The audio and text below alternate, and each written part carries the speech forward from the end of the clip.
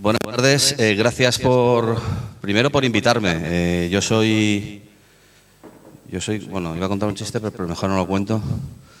Pero vamos, mi padre es vasco, mi madre es canaria, de Isla de la Palma, los llanos de Aridane, y mi padre es vasco de Santurce. Yo soy nacido en Bilbao. Mi abuelo era alfarero de Bilbao y encima era armador, era pescador profesional.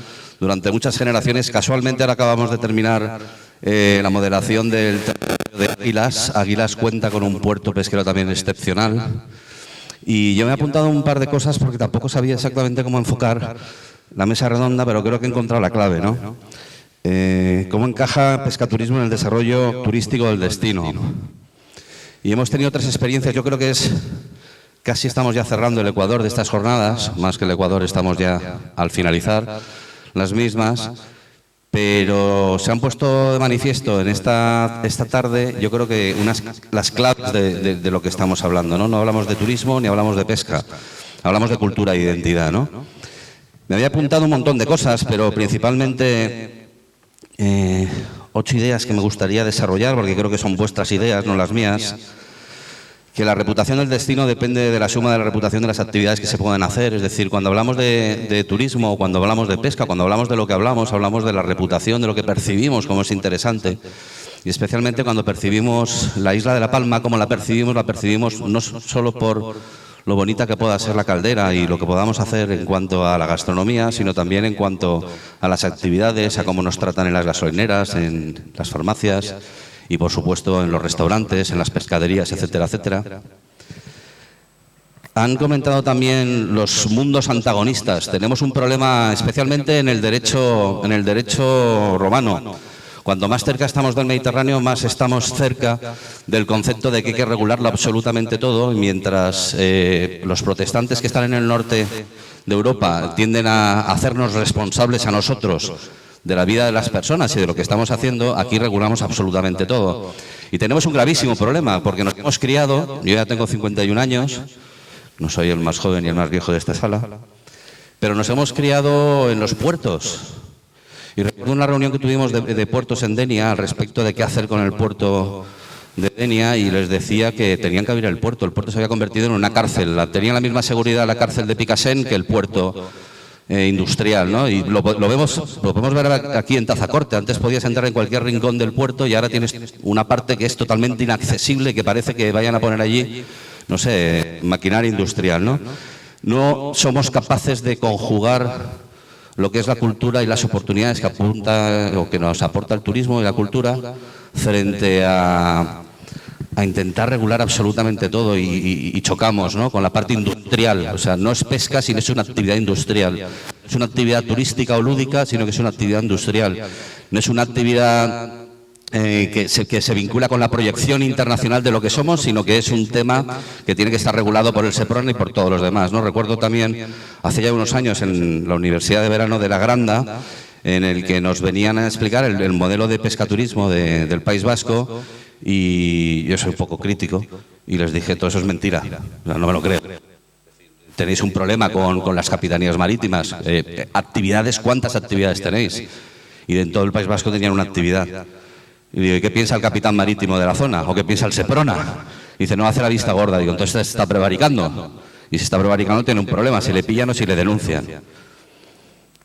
Burocracia, en definitiva, yo creo que lo habéis puesto encima de la mesa. Pero es que tenemos un problema ahora mismo que también habéis puesto vosotros encima de la mesa, y yo creo que es lo que os mantiene a flote, utilizando una metáfora, y es el cambio de ciclo en el que nos encontramos con la globalización. No hemos hablado de que en los últimos 50 años hemos perdido más relato en cuanto a lo que somos como sociedad de los últimos 5.000 años. Es decir, esas técnicas ancestrales. Tenemos enfrente la historia del Mediterráneo. Me da igual que esté en Baleares, que esté en la Costa Brava o que esté en la Comunidad Valenciana. Estamos hablando de siglos de historia, de relato de cómo la gente subsistía. Exactamente el mismo que hay aquí.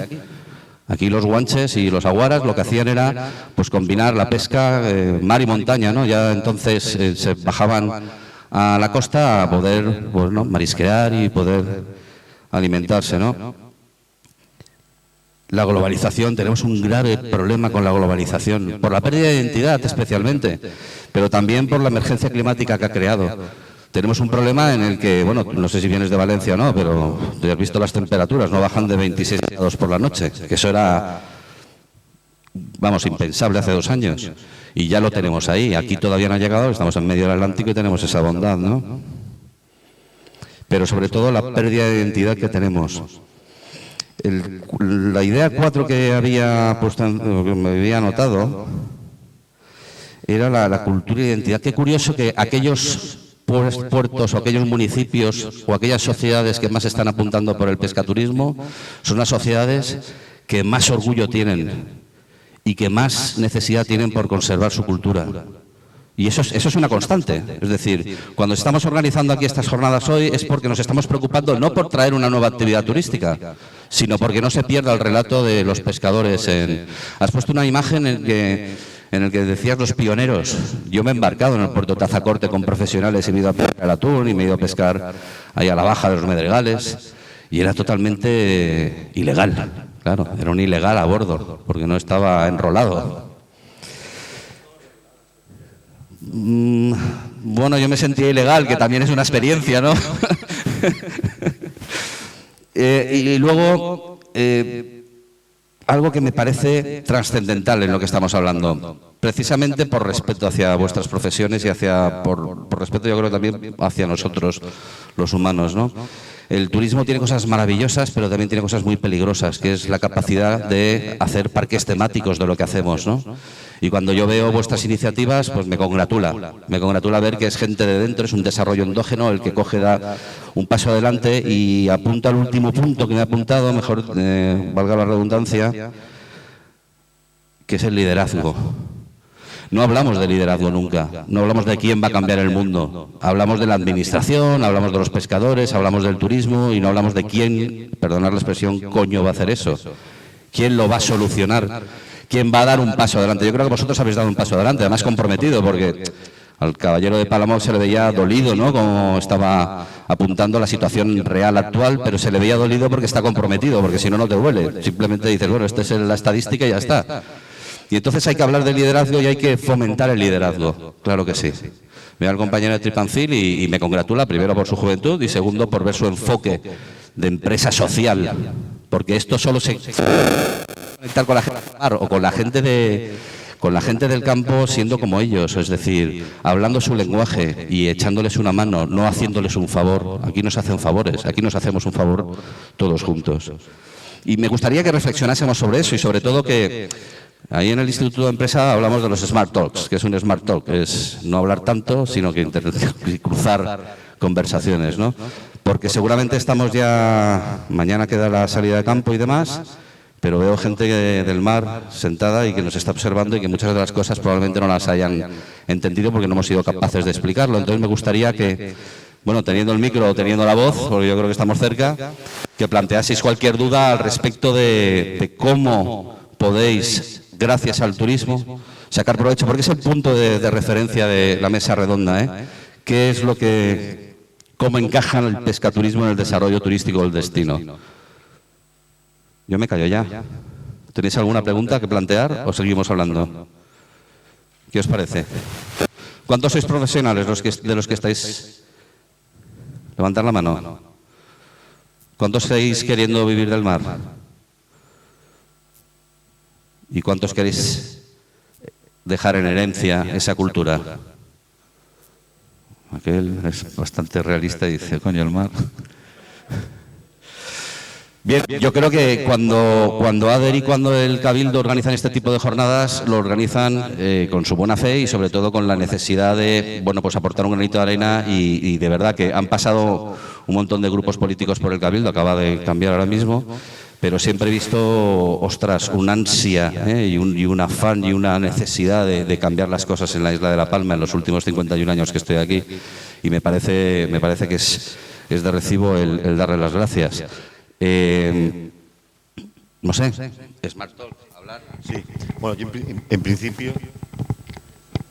Vale, en principio, por ejemplo, lo que planteaba del tema de cómo está vinculado el destino turístico con pescaturismo, es muy interesante porque hay una cosa que está clara. Hace unos años el turista elegía el destino en función del precio del avión y el precio del hotel. Eso ha cambiado radicalmente. Ahora el turista, antes de elegir el destino, mira qué actividades puede hacer en el destino.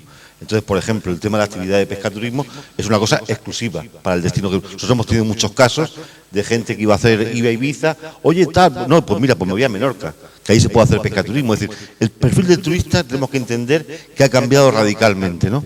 Y el hecho de que un destino pueda ofrecer unas actividades completamente auténticas del destino es lo que está buscando. Incluso veréis que los grandes turoperadores mundiales, estamos hablando de... yo qué sé, de todos los que comercializan excursiones, me refiero en plataformas de compartir pisos, etcétera, etcétera, donde han desembocado al final es en actividades. Es decir, están ofreciendo actividades en todos los portales. Google ya tiene actividades. ¿Por qué? Porque ha cambiado el perfil del turista. Ahora el turista no viene a Canarias. Puede elegir la isla de La Palma porque aquí la isla de La Palma tiene esta actividad de astronomía, esta actividad de pescaturismo y esto. Y es lo que diferencia a un destino turístico de otro. Es decir, ya no es el precio. Es decir, oye, sí, me sale más caro a lo mejor ir de Londres a La Palma porque tengo que hacer una interconexión. Evidentemente que el turista lo mira. Y mira también el precio del hotel, pero también valora mucho, oye, ¿y qué actividad voy a hacer aquí? Porque para aquí quiero ir a tal destino y no poder hacer prácticamente nada. Pero lo que creo que está comentando... Hola, hola. Sí, lo que creo que está poniendo en valor es precisamente que existen los canales. Es decir, antes tenías que crear el producto y crear el canal, hacer la promoción y entonces venían las ventas. Ahora mismo tienes el canal abierto.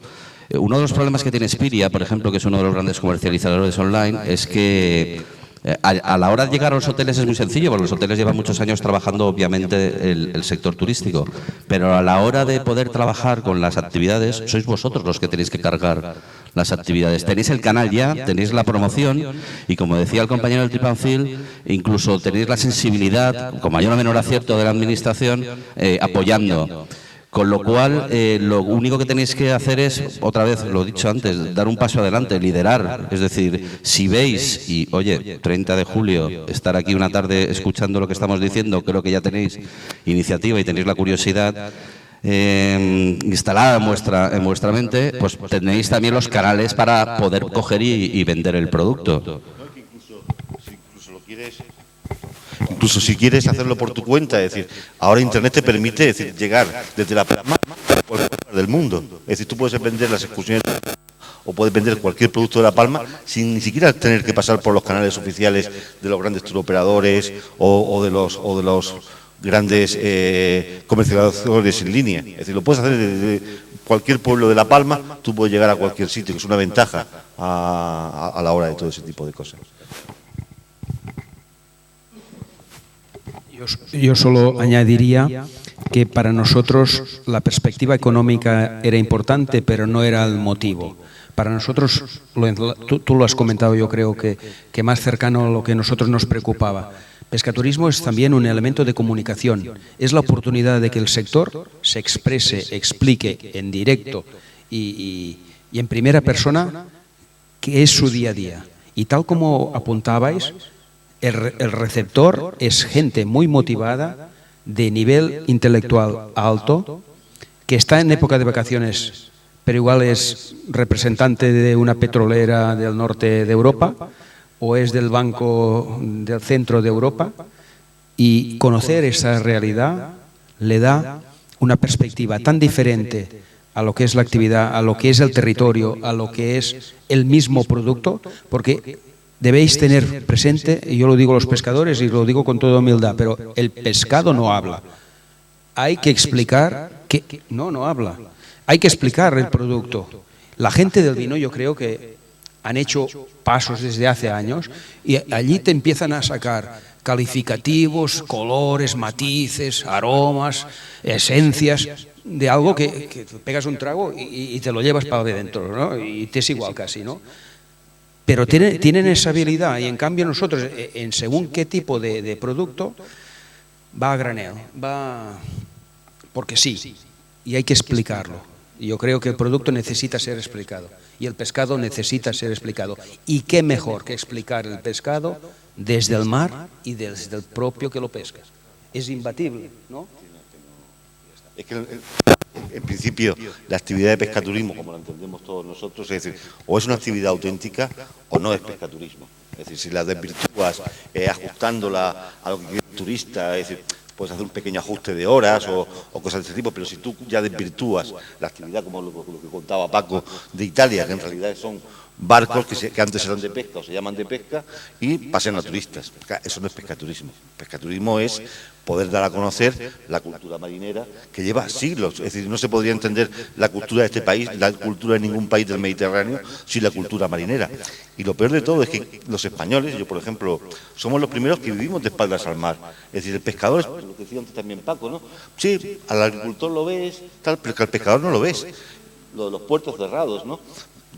Hay una pelea continua de abrir los puertos al mar. ¿Sabe? La mayoría de los puertos de toda la península hay una valla que está cerrada. ¿Por qué? Porque a lo mejor es miedo de que entre en la caseta del pescador y le roben una cosa. Pero vamos a ver, Palma de Mallorca. Es decir, Palma de Mallorca pasan 6 millones, 7 millones solamente por la ciudad de turistas. Bueno, pues el puerto de Palma de Mallorca está cerrado al tráfico. No lo puedes ver. Es decir, los turistas le dices, bueno, los turistas no, los propios mallorquines le dices, ¿dónde está el puerto pesquero de Palma? Y no saben dónde está, no, son incapaces de encontrarlo. Entonces, sí que hay cosas, es decir, que hay que promocionar todo el mundo marinero y toda la cultura marinera, porque pescaturismo, una de las cosas que tiene, yo creo que es un arma en este sentido para que perviva la cultura marinera. Es que la cultura marinera está en riesgo absoluto de desaparecer. Por ejemplo, lo que hacéis de los platos en Palamós y todo eso, es decir, esa cultura marinera del arroz marinero se pierde, es que se pierde. Es decir, ahora, por ejemplo, una cosa que los extranjeros se quedan muy flipados es que un pescador les haga una alioli a mortero. ¿Sabes? ¡Ostras, una alioli a mortero! ¿Y esto qué es? Además, el pescador hace así, ¿ves? No se cae. Es decir, son cosas de cultura marinera que ahora dices a alguien que haga una alioli marinero, una alioli a mortero, que no tiene ni idea, coge el mini primer y fuera, ¿no? Pongo ese ejemplo, como te puedo poner 1000 recetas de cocina, verdaderas joyas, que corren el peligro de desaparecer. Bueno, yo no sé hasta qué punto un destino turístico puede cambiar por hacer pescaturismo. Ya tendría que tener un nivel, una consolidación muy alta del producto como para hacer cambiar un destino que tiene poco turismo y que a raíz del pescaturismo venga mucha gente. No sé hasta qué punto, creo que sería difícil. Entonces, al final sí que se convierte en una oferta complementaria o alternativa muy diferente, que no deberíamos de caer en la tentación de enmarcarla rápidamente en una actividad turística, porque es que no es una actividad turística. Pescaturismo no la veo como una actividad turística, como un paseo en kayak o, no sé, o como una visita guiada, que sí que es un poco más. Es que pescaturismo al final abarca tanto.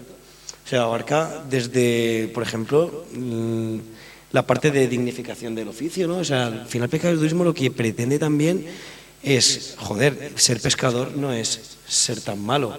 O no sé, que ser pescador sea algo más atractivo, que consiga una posición más elevada dentro de los oficios, ¿no? Porque al final lo que ha pasado en los últimos años, o una de las grandes crisis, es el relevo generacional. Yo, por lo menos, es la 6ª generación. Y yo y mi hermano, sí, pues nos hemos dedicado indirectamente, pero ha sido nuestra propia familia la que nos ha ido apartando del oficio. Entonces, eso es un error.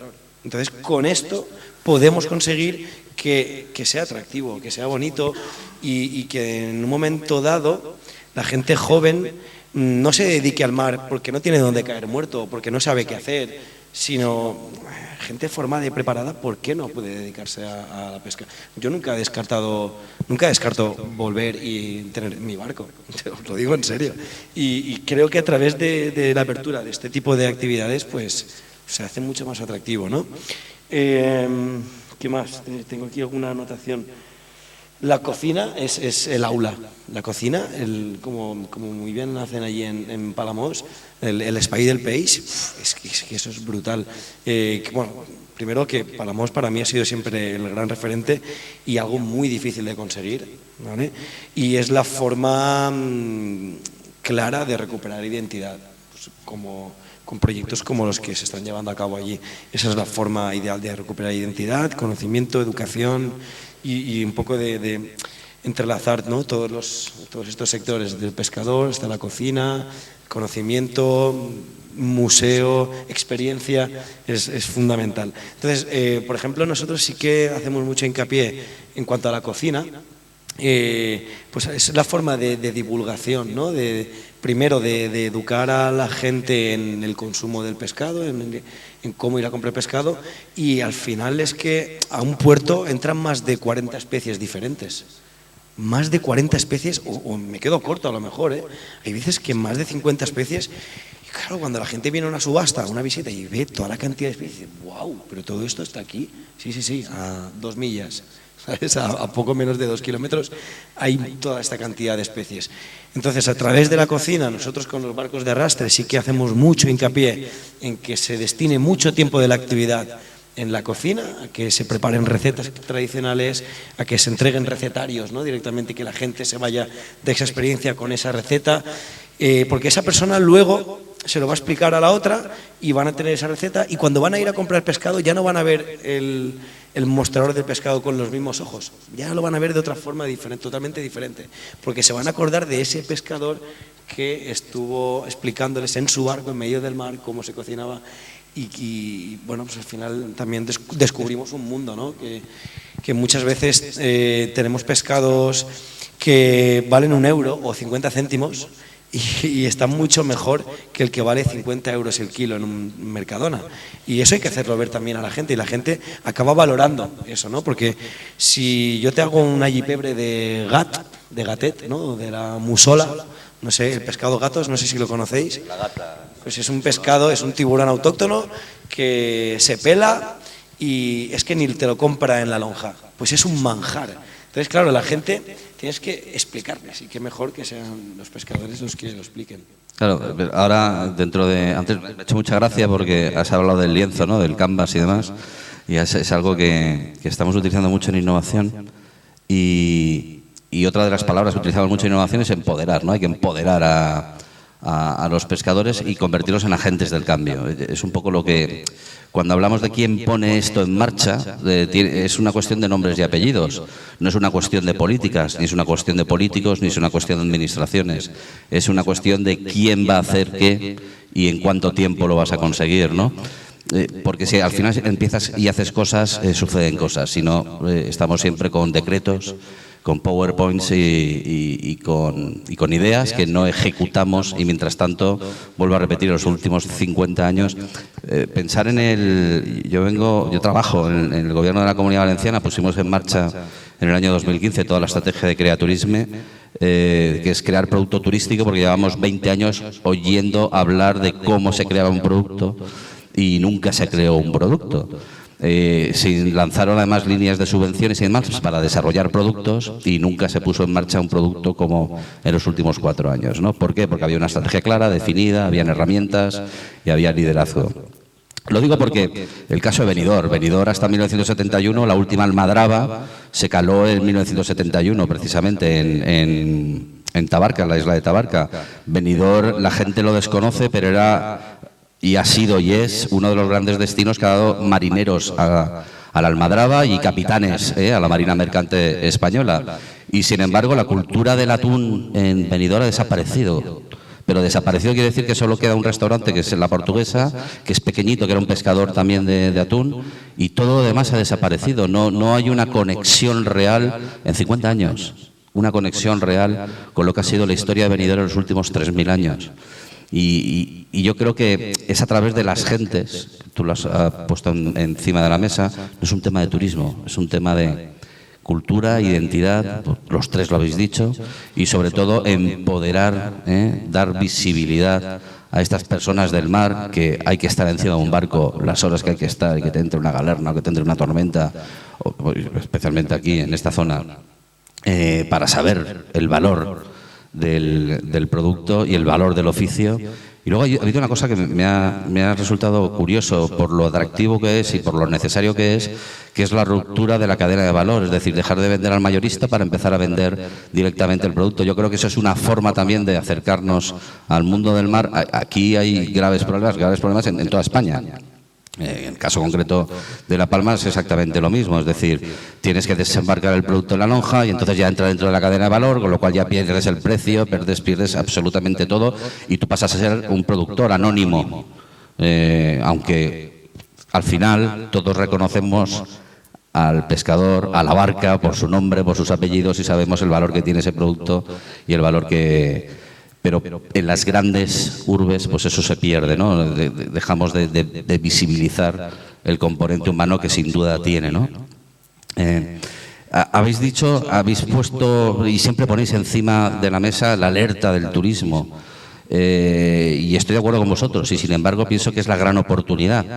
Por lo que habéis comentado también, ¿no? Hay un turista curioso que se quiere acercar, que tiene además una capacidad de gasto importante, especialmente en un destino como este, que no es como en la península, que te acercas en coche, en tren, en lo que quieras acercarte. Aquí tienes que venir adrede, doble insularidad, además.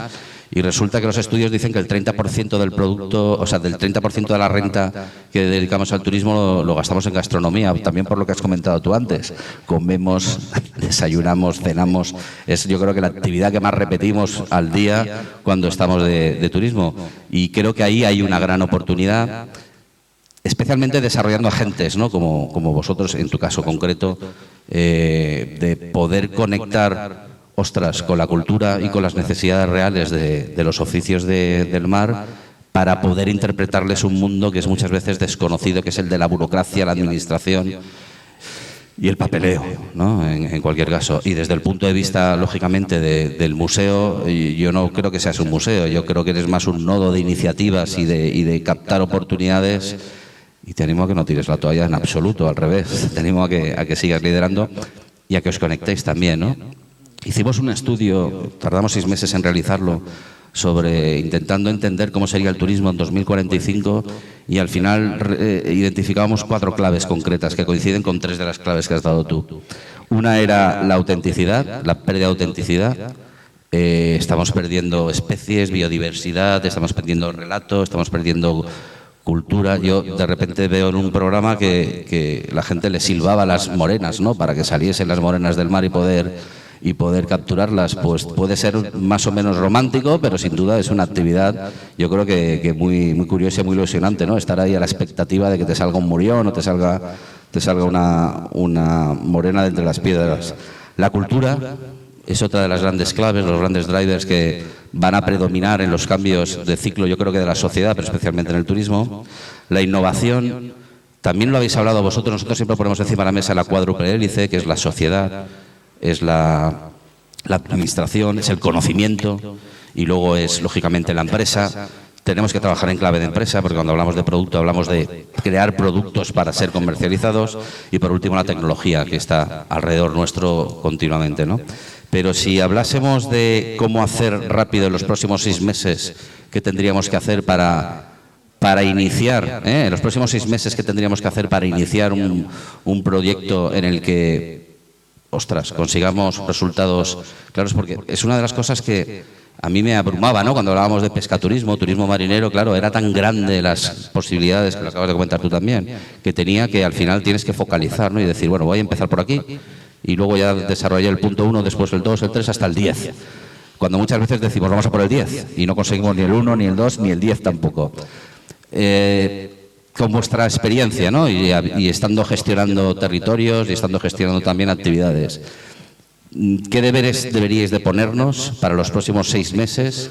Poner en marcha, yo creo que unas dinámicas, una cultura nueva de innovación, una cultura nueva de emprendimiento, una cultura nueva de cómo hacer y qué es lo que tendría que hacer yo, que soy pescador, o yo que soy responsable de una administración, para conseguir que el pescaturismo, por fin, empecemos a hablar en clave de poder vender y que sea una economía de escala para el pescador.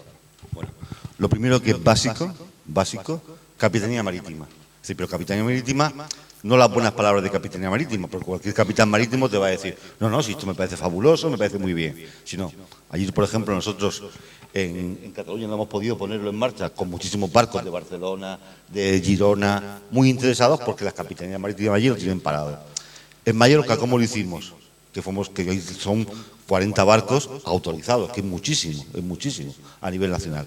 Pues todas las cofradías de pescadores fueron a ver al capitán marítimo A continuación, el director general de pesca de la comunidad y a continuación la delegación de gobierno. En aquella época en Baleares el gobierno autonómico era PSOE, pero el gobierno nacional era PP.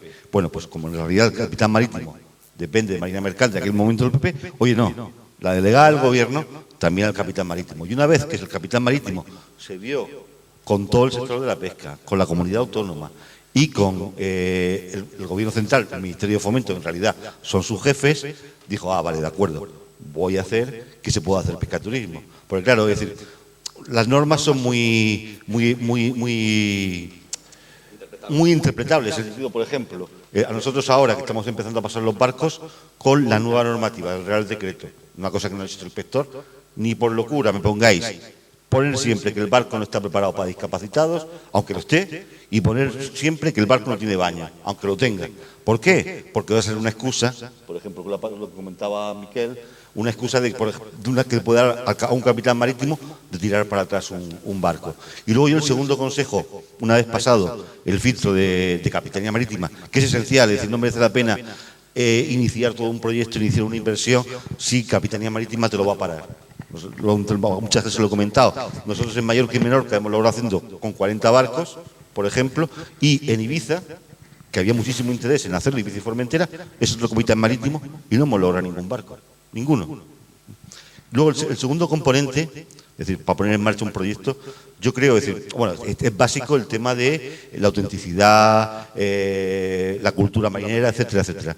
Pero hay un componente que no nos podemos olvidar, es que tiene que ser viable económicamente, porque tú puedes tener un proyecto genial, de decir, no, es que voy a hacer, nosotros, por ejemplo, tenemos un pescador, ¿no?, en Campicafor, no, es que yo les hago un arroz con langosta, no sé qué, no sé cuánto. Vale, pues que es igual, es decir, si eso lo hacen todos, no lo pueden pagar todos los turistas. Igual si les das un pan boli, es decir, típico aquí, o tal, el turista sí te va a llegar, es decir, la viabilidad económica. Por eso, por ejemplo, una de las partes del proyecto que dejamos un poco paradas, a nivel de logística, porque aquí necesitas, nosotros como intentamos en Mallorca y Menorca, es no depender de ninguna subvención. Es decir, que sea completamente autónomo. Han venido después, porque en la feria de Fitur, el 2018, nos dieron a Fitur la experiencia turística, mejor experiencia turística de Fitur, responsable y de turismo sostenible. Es decir, que y en Baleares, a los 2 años de estar, es decir, el año pasado, el gobierno como mejor producto turístico de Baleares. Es decir, que luego llegan todo ese tipo de cosas. Pero sí que empezar con los pies firmes. Entonces, por ejemplo, todo lo que son, como hay que los objetivos, que sea viable, porque si no es viable puedes tener muchas ayudas, al momento que se acaben las ayudas, se acabó. Es decir, es el decir, oye, ¿hasta dónde llego? Por ejemplo, el tema que está muy bien, que porque ahí tienen el apoyo de las cofradías, de los ayuntamientos, las visitas a la lonja, todo ese tipo de cosas. Aparte de que es decir, claro, ahí necesitas una logística de personal que luego cuando sacan las cuentas no termina, si no hay subvención del ayuntamiento, de la cofradía o del gobierno en cuestión, es imposible, porque es una actividad preciosa de que tú visites la lonja del pescado, tal, pero claro, necesita ser subvencionable. Entonces, cuando un proyecto, eso para una fase posterior, que ya está el proyecto en marcha, que no sé qué, que no sé cuánto, evidentemente, acuerdos con educación para todo el tema de visitas de escolares, visitas a la lonja, pero de un principio empezar por cosas que dices tú otras. Entonces, yo creo que es muy importante sacar los números y ver, es decir, hasta dónde es viable y antes de seguir adelante. Y sobre todo Capitanía Marítima, que eso es fundamental, ¿no? Sí, sí. Lo de Capitanía Marítima. Me sabe mal porque yo esta mañana no estaba y no he podido decir nada. Bien, yo añadiría, perfecto, él lo tiene claro. Yo añadiría, creo que es más fácil si el colectivo, o sea, si sumamos, que no de uno en uno. A mí me parece. Es más atractivo decir que son 12 que no decir que son 2.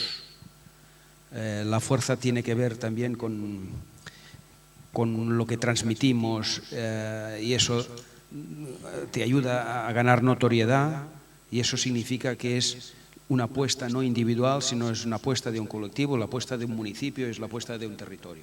Me parece que es más interesante. Y la segunda cosa quizá nosotros diríamos que que se podría mejorar con herramientas de comunicación, porque es cierto que 6 horas dan para mucho, pero si no sabes qué decir, se hacen eternas. A mí cuando era joven con las chicas me costaba mucho, ¿sabes? Y 5 minutos es que no sabía, bueno, te cortas, y si te cortas ya... Cuidado que si estás 6 horas al lado tuyo y no se ha ido, algo quiere. No, lo de 6 horas, no, lo de 6 horas es pescaturismo, porque del barco se escapan pocos. No, la verdad es que la gente nos decía, siempre hemos pasado encuestas de valoración y nos decían, es más duro que caro. Porque salir a pescar, no siempre, y esto es una pregunta que os quería hacer a vosotros, ¿cómo gestionáis las bajas? ¿No? Porque a veces el patrón sale y dice, mañana no embarco a nadie porque ha dado otra montana, un viento del norte, y yo no me la juego. Y te toca llamar y decir, lo siento, oye que yo tenía el reserva del hotel, oye que yo... Porque todo el mundo se lo organiza a veces cuando le conviene en torno a esa actividad que es la principal, ¿no? ¿Y cómo se gestiona esto? Esto me gustaría preguntártelo y abusar de ti ahora. Pero fundamentalmente yo diría que necesitaríamos algo de formación para comunicar y para daros cuenta, sí tengo los micros, para daros cuenta que mirando el cielo tienes información. El pescador mira la nube, la interpreta y no es meteorólogo, no es biólogo, pero sabe si está desovando al tal o si ahora no es época de qué. No es economista, pero habla de dinero y de si le da o no le da. No es técnico, pero sabe la malla, el nilón, el material, la profundidad, sabe interpretar las sondas, el GPS, el LORAN, el plotter, la tecnología. Todo esto son activos que en un momento dado y en forma de dosis, al lado de la cocina, que efectivamente puede ser la culminación de un gran día, ¿no? Pero puede ser tan interesante, lógicamente, explicar las especies y esa relación entre la persona y la especie, que sin el hombre, sin el pescador, la especie no tiene sentido, porque solo tiene sentido aquella que tiene interés comercial. Y esa que tiene interés comercial le hemos de dar ese relato, esa cara que tú hablabas, ese nombre y apellidos. Porque cuando personificas los animales, pues fíjate, el Rey León, habla el león y de alguna forma al cabo de un rato estás escuchando el mensaje de un animal, que es un cerdo, pero ya no es un cerdo. Estamos conectados. Y estamos conectados con la naturaleza y demasiadas veces nos corta esta relación con la naturaleza y de ese valor añadido que culmina en el plato, en el mejor restaurante del mundo, nos olvidamos del valor del primero, de esa naturaleza que lo ha parido y de ese pescador que lo ha obtenido. Y ahí no hay valor añadido y hay que dar ese valor añadido porque si no lo damos, lo perdemos. En fin, ya estoy. Un poco lo que él comentaba, es el tema del clima es el gran caballo de batalla del tema de pescaturismo. Nosotros hemos observado este año, es decir, observamos ya el año pasado, que la actividad de pescaturismo es la guinda de las excursiones. ¿Qué pasa? Que los turistas se dejaban para el penúltimo día la actividad de pescaturismo. Ahora, ¿qué estamos haciendo este año? Tenemos muchas veces, se puede hacer la excursión, cogerla directamente, pero la gente suele preguntar antes de cogerla porque hay muchas variedades y tal. Entonces, nosotros primero aconsejamos, no, cógela el primer día, el segundo día de tus vacaciones, porque si hace mal tiempo, te permitimos, es decir, puedes coger y cambiarla. Luego también lo que hacemos, por ejemplo, esta semana, ¿no? Ha entrado norte, en toda la zona de Mallorca, que se llama Levante, en Menorca, Tramuntana, y lo que son los barcos de 8, 10 metros, no salen es decir, salen ellos, pero no pueden salir con turistas, porque es un riesgo, ¿no?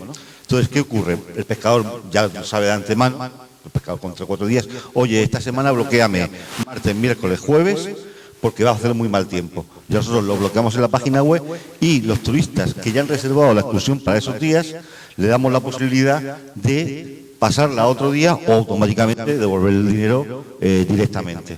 Entonces, eso que era uno de los factores más difíciles, lo tenemos más o menos resuelto. No solucionado del todo, porque es imposible, el mal tiempo es imposible de prever, además es una cuestión de suerte, porque, por ejemplo, tú tienes una semana que tienes muchísimas reservas y si esa semana hace buen tiempo, perfecto, pero si a lo mejor ese mal tiempo ha caído en una semana que tienes un montón de reservas, las tienes que anular o las tienes que coger y cambiar, y que es la parte más dificultosa. Aunque digo, actualmente a nivel de internet tienes el correo del turista, el teléfono del turista, el WhatsApp del turista. Una cosa que, por ejemplo, sí que nosotros vamos aprendiendo un poco con todo este tipo de cosas. El año pasado teníamos el teléfono, teníamos el correo, llamábamos mucho a los turistas por teléfono. No nos hemos dado cuenta, sí que es más directo llamarlo por WhatsApp, llamada de WhatsApp. El turista ve una llamada de WhatsApp a su teléfono y te la coge. Entonces ya este año no hacemos llamadas de teléfono.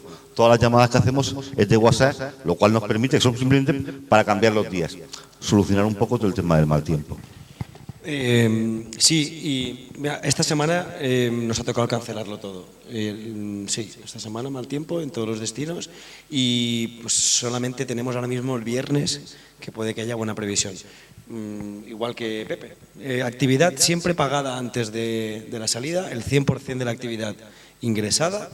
Entonces, así tú ya te aseguras el compromiso por parte del participante. Porque si no paga antes, a lo mejor no se presenta al día siguiente a las 6 de la mañana.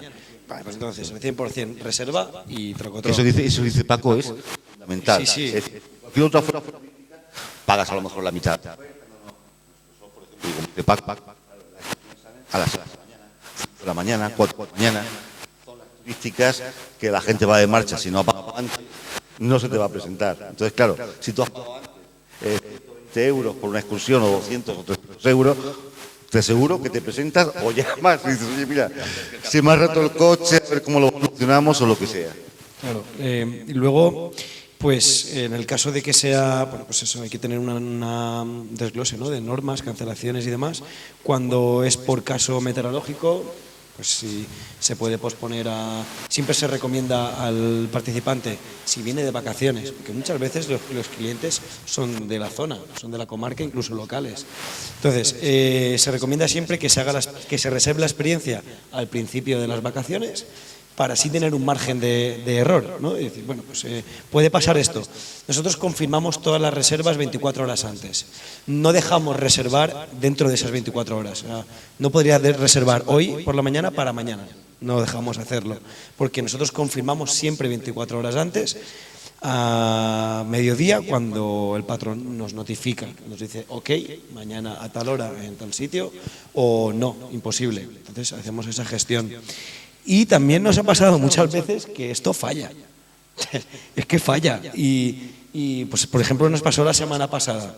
Buen tiempo, todo súper bien, ok, confirmamos la actividad, se presentan a las 6 de la mañana, chubasco, un chubasco enorme que al final, pues, no, es que ni el pescador pudo salir a trabajar. Entonces nos pasó y, oye, pues lo siento mucho, pero no había salido en la previsión. Pues falla. Entonces, nada, pues volvieron al hotel o al apartamento donde estuvieran y al día siguiente pues vinieron a hacer la experiencia. Que han pagado la actividad y has quedado con ellos en el punto de encuentro y no se ha cancelado y hay buen tiempo y no se presentan, se pierde el 100%. Si no te presentas porque te has quedado durmiendo, pues puede ser que ese pescador o ese patrón sea un poco más flexible y diga, bueno, voy a esperarme 10 minutos. Voy a llamarlos, ¿no? Porque nosotros les pasamos el contacto al patrón y el patrón, pues a las 6 de la mañana, claro, nosotros no estamos de guardia. Es el patrón el que tiene que solucionar ese problema. Pues los llama. ¿Que no les coge el teléfono? Él se va a trabajar. Sí que les decimos siempre a la gente que 15 minutos antes tienen que estar en el lugar, ¿vale? Porque somos muy estrictos en los horarios. Esta gente se va a trabajar, no se va a dar una vueltecita. Entonces, si hay que cumplir los horarios, pues se cumplen, ¿no? Lo avisamos, lo recomendamos y intentamos obligarles a que cumplan ese horario. Y bueno, yo tengo aquí apuntado, es que me gusta mucho lo del romanticismo, a lo mejor por eso no te funcionaba con las mujeres, porque es que hace falta mucho romanticismo aquí. Y para contar una historia tienes que ser un romántico y para compartir tu oficio tienes que tener mucha pasión. Y es que esos son los dos conceptos, ¿no? La co-creación, co-crear entre diferentes agentes y la pasión. Y con eso ya, ahí ya, para adelante. O sea, porque esa necesidad o esa pasión de compartir de verdad, de corazón, tu oficio, va a hacer que encuentres todo el resto de elementos que te hacen falta. El modelo de negocio, las sinergias, un plan, ¿no? Un plan, porque al final, lo tengo aquí por aquí marcado también, rumbo. ¿Qué ha pasado en el Levante valenciano? Pues que los ayuntamientos no saben ni dónde van. Que es exagerado. Es que al final, cada 4 años estaban cambiando los modelos turísticos, pero no hay un plan. O sea, nunca sabemos dónde vamos, o sea, dónde va este destino turístico, qué queremos, qué vamos a ser dentro de 10 años. Pues, hostia, se empieza haciendo un plan, marcando un rumbo, y a partir de ahí, eso a nivel de administración pública. Y así yo creo que todo esto puede llegar a un punto de consolidación, de sostenibilidad. Y pues es lo que nos ha pasado allí en el Levante, que no hemos tenido ningún plan y han ido haciendo, pues... No, pues en todos sitios, no sé, hay destinos que han sabido conservarlo un poco más o que por lo menos le han sabido decir a la gente dónde vamos a ir, y así pues se ha perdido la identidad y se ha perdido pues, nuestros orígenes. Una aportación un poco al sentido de lo que decía Paco. No, nosotros, por ejemplo, sí que, como la filosofía es que el pescador no se ocupe de nada, somos nosotros los que nos ponemos en contacto con el turista, convocamos, desconvocamos, etcétera, etcétera. Y luego nosotros empezamos con 48 horas de antelación, ¿no? Es decir, empezamos con 48 horas para poder reservar. ¿Qué ocurre? Nosotros tenemos la mitad de las reservas que llegan de origen, es decir, que llegan 1 mes, 2 semanas, 3 semanas de antelación, pero luego tenemos la otra mitad de reservas que llegan cuando el turista está en la isla. ¿Qué pasa? Que nos dimos cuenta que con 48 horas estamos viendo muchísimos turistas que no pueden hacer la actividad porque no, es que me voy dentro, no he podido, me voy dentro de 2 días, me voy dentro de 3 días, y más cuando a nivel global, allá el turista no viene un mes de vacaciones, si te descuidas viene 5 o 6 días. Entonces, el año pasado ya pasamos a 24 horas de antelación y este año lo hemos marcado a 15 horas. Es un poco de riesgo, vas con el acojonado, pero la verdad es que ha ido bien, no ha funcionado, porque son 15 horas de antelación con la excursión. Una excursión que sale a las 6 de la mañana, pues son 15 horas antes. Si sale a la tarde, todavía por la noche del día anterior te la pueden reservar. Y más o menos está funcionando, porque si no se corre el riesgo de perder a ese gran número de turistas que están en ese momento en la isla y dicen, ostras, pues sí que me gustaría hacer esta experiencia. Pero claro, como es con 48 horas de antelación, y es más, el tipo de... Es que hay que tener muy en cuenta cómo ha cambiado el tipo del turista. El turista quiere una cosa inmediata, la quiere ya. No quiere... hay un tipo de turista que sí que planifica las cosas a 3 meses, a 4 meses, pero hay otro tipo de turista que está en el sitio y dice, quiero hacer esto y lo quiero hacer mañana. Entonces, tampoco le puedes dejar hacerlo mañana, pero tampoco le puedes dejar muy poco margen de maniobra para que pueda hacer la actividad. La gente se marea mogollón, yo os aviso. Sí, día a día. Es normal imaginar que hay gente que no ha tocado un barco en la vida y que viene de secano. Entonces, ahí también pues hay que decirlo, ¿no? La gente se marea, incluso tomando biodramina. Que nosotros la recomendamos siempre, pero bueno, pues incluso mareándose, las encuestas son positivas. Es verdad. Sí. Sí. Sí, señor. Se envían fotos, no, ya está. Vino una representación de medios franceses, turoperadores y tal, ¿no? Era al principio empezar nosotros y, claro, venían 4 días a Mallorca, tenían planificado un día iban a hacer no sé qué, senderismo, todo y tal, y iban a hacer pescaturismo, era al principio de todo, ¿no? Y los pescadores dijeron, no, imposible, ese día se van a marear. Que no salgan, no, pero es que dicen que se van a salir, que les da igual porque no van a perder la oportunidad. Bueno, pues salieron y hay una crónica muy bonita de una francesa y dice, mira, ¿cómo es vivir que el peor día de mi vida fuera el mejor día de mi vida, ¿no? De decir, se mareó, pero el trato de los pescadores, el trato humano con ellos, cómo los cuidaron, cómo los atendieron, se quedaron maravillados los franceses diciendo, ostras, fíjate que era una experiencia mala porque me había mareado, pero se ha convertido en una experiencia muy buena por el trato de los turistas, ¿no? Es decir que, pero también el tema del mareo, nosotros también intentamos evitar que incluso en el momento que hace un poco de mala mar, que el pescador puede salir, no salir con turistas para evitar el tema del mareo. Es una cosa psicológica, es que no lo puedes evitar. Bueno, pues muchísimas gracias. No sé si hay alguna pregunta entre el público que quisierais.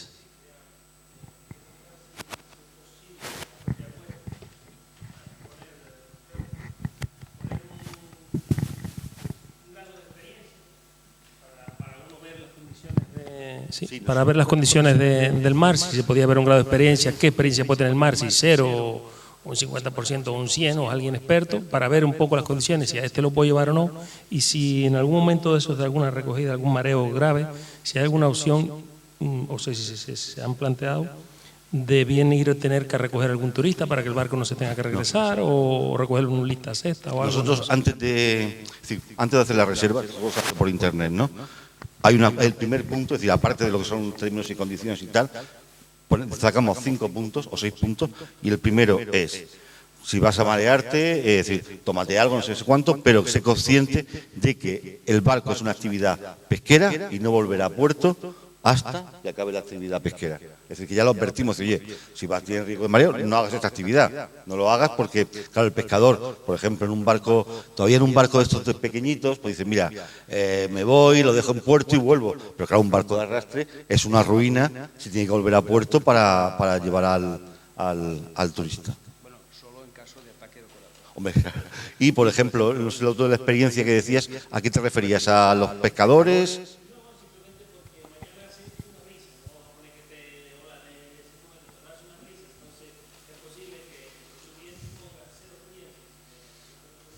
Es que es que es un mundo, cada turista, por ejemplo, recuerdo a algunos que le hemos dicho: no, mañana no lo hagas. Y dice: joder, se da la vuelta al mundo. ¿Sabes? Es decir, que no, claro, por ejemplo, uno de estos niños que ha salido en el vídeo y tal, claro, es decir, su hijo había navegado por todos los mares del mundo, con 5 años, es decir, dices tú, claro, un niño normal de 5 años dice: ni loco te vas a montar en un barco de arrastre, ni loco te vas a montar encima un día que hace mar. Pero claro, es decir, es que depende del tipo de... Nosotros advertimos siempre. Lo que dice Paco, la biodramina. 30 minutos antes de embarcar, una biodramina, tal. Pero es luego el turista el que tiene la última opción de si se embarca o no se embarca o tal. Algo que a mí me enseñó Tony Abad, el patrón mayor de la cofradía de Roses, pues fue que me pasó un modelo, una ficha, era como una declaración, no, ¿cómo era? Acuerdo de responsabilidad, ¿no? Entonces, lo que hacemos es a los patrones, para tú asegurarte y decir: bueno, yo no sé quién me va a venir, se está atreviendo a venir, a embarcarse a una jornada de pesca, pero a lo mejor dentro de media hora me está pidiendo a gritos que me vuelva. Entonces, lo que hacemos es firmar, se pide el DNI y la firma, y es como un acuerdo de responsabilidad en el cual el participante se está embarcando con todas las de la ley. Es decir, ahí tienes bien escrito. Es como decir: bueno, pues estás aquí, ahora es el momento. ¿Sí o no? Entonces, normalmente, evidentemente, lo firman todos, pero eso es para protegeros a vosotros, ¿no? Que de alguna forma... ostras, evidentemente, si una persona se está muriendo, pues tendrás que volver al puerto. Yo es que solo recuerdo 2 ocasiones en las cuales un barco ha tenido que volver. Una fue con un arte menor y estábamos a 3 millas de la costa. Entonces, pues evidentemente estás cerquita y tienes que, pues puedes volver enseguida, tienes el puerto a mano. Pero claro, es eso, ¿no? Pues hacer firmar ese acuerdo de responsabilidad hace que el turista sepa dónde se está metiendo y que va a volver cuando el patrón decida que se vuelve a puerto. Eso es importante, sí. Por ejemplo, cuando tú haces una reserva a través de internet, por ejemplo, hay una cosa que a mí siempre me llama mucho la atención de cara al turista y de cara, por ejemplo, nos subimos a un avión y porque haya turbulencia no le decimos al piloto que vuelva, porque le tenemos que decir al pescador que vuelva. Es decir, que es una de las cosas que yo siempre he puesto de ejemplo, es decir: oye, qué poco se valora el papel del pescador, ¿sabes? Cuando, es decir, te vas a subir y cuando tomas un avión jamás se te ocurriría decir: oye, que hay turbulencia, vámonos para atrás. Y a un pescador sí, es un poco, porque todo el tema de este pescadorismo, cuando lo que hablaban ellos, es intentar darle valor al pescador, ¿no? Y es el propio pescador el que tiene que valorar su trabajo. Me estoy acordando de un grupo que vino de policías nacionales de 2 metros, ¿vale? Y me dio la imagen, el momento, o sea, me acuerdo que era como: no, nosotros somos lobos de mar, nosotros vamos allí tranquilo, no pasa nada. 100%. Y es que no habíamos salido de la bocana y hace uno, ¡boom!, al suelo. Y estuvo, desde que salimos a las 5 de la mañana hasta que llegamos a puerto a las 3:30, tumbado, 2 de ellos, venían 4. 2 tumbados y estuvieron todo el día, 11 horas, en un arrastrero sin salir de la litera. O sea, no vieron ni la maniobra del arte, ni las especies, nada. Lo único que les despertó fue cuando llegamos a puerto el caldero de pescado. Cuando ya notaron el olorcito, uy, se despertaron. Pero, ¿qué es eso? Que al final, muchas veces la gente te insiste y dices, vale, pues ven, ya está. Pero pasan esas cosas, que te tiras todo el día sin ver nada. Y la anécdota. Muy bien. ¿Alguna otra pregunta, por favor? ¿No? Dicen que las gentes del mar son reservadas, pero esta tarde nos hemos pasado de la hora señalada, son las 7 menos 20 ya. Bueno, agradeceros especialmente al Cabildo por la organización, junto con Ader, junto con Felipe, de estas jornadas. Daros las gracias. Hablamos de los custodios del patrimonio, ¿no? Los custodios del relato, nosotros somos los custodios del relato y de la narrativa del mar, ¿no? Y sobre todo del oficio, de este oficio tan antiguo que es el de ser hombre de mar, ¿no? Os doy las gracias personalmente por ello. Yo creo que todos los que estamos aquí os agradecemos vuestro conocimiento. Sí creo que es importantísimo de cara a ese gran enemigo que es la administración, que estéis conectados y que os transmitáis la cultura y los problemas y cómo resolverlos, como los pequeños trucos esos que has comentado tú, porque al final ellos dependen del Paseo de la Castellana en Madrid, no dependen de si está mejor la gamba o no en Palamós, en Garrucha o en Denia, y tenemos un problema yo creo que es de sentido común, no es de otra cosa, ¿no? Y hablabais de la gastronomía, es que la gastronomía es la actividad más sencilla, más noble y más afable que existe en el mundo. De hecho, se ha acuñado el término de la gastropolítica, de resolver los problemas en los almuerzos y en las cenas, que aquí también tenemos nuestras bodegas donde resolvemos los problemas en nuestra isla. Pero bueno, sobre todo agradeceros, de verdad, el conocimiento que nos habéis trasladado. Vuelvo a dar las gracias al Cabildo y a Ader por organizar estas jornadas. Tenemos a Alicia aquí, que es la consejera de Agricultura del Gobierno de Canarias. Además ha sido la consejera de Turismo, con lo cual se unen yo creo que las dos grandes visiones de lo que estamos tocando en estas jornadas. Y si Dios quiere, pronto habrá un gobierno en España que probablemente sea del mismo signo, con lo cual será mucho más sencillo descolgar el teléfono y resolver los problemas que tenemos entre manos, ¿no? Porque al final, vuelvo a repetir, no es una cuestión ni de política ni de administración, es una cuestión de hablar con nombres y apellidos para resolver los temas. Muchísimas gracias por visitar la Isla de La Palma. Espero que os haya gustado, espero que conozcáis. Decías las especies, ¿no? En la Comunidad Valenciana son 135 especies las que consumimos, que es algo inaudito y es algo increíble, que solo en el Mediterráneo se entiende esa cultura de ese producto tan especial, o sea, tan especial y tan diverso, y que cuando vas al resto de ciudades, los que nos gusta el mar, siempre vamos primero al mercado o primero al puerto o al mercado, no sé dónde, pero siempre hacemos el mismo itinerario. Muchísimas gracias por compartir todo con nosotros y nada, esperamos también que os conectéis con nuestra gente y podamos avanzar en este sentido.